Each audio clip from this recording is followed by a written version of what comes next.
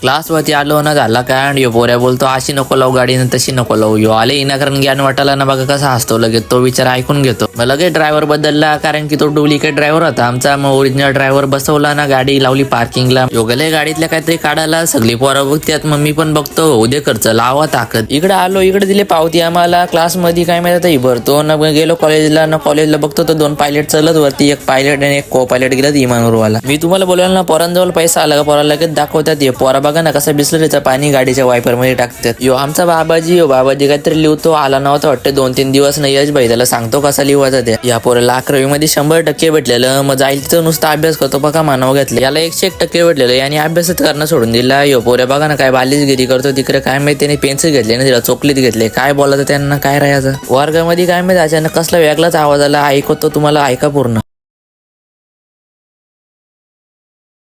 2 लेक्चरनी college लवकर सुटला. मला वाटलं देवाची कृपा झाली. नंतर समजला बरं ही कॉलेजवाल्यांची कृपा होती आमच्यावरती. यो पोरं इकडे लाजतो न तो पोरं तिकडचं 2 बोटा दाखवतो. पोरं काही ऐकत नाही आता. चला मग परवा घ्या फॉलो मारून भेटू पुढच्या व्लॉग मध्ये. तो परत टाटा बाय बाय.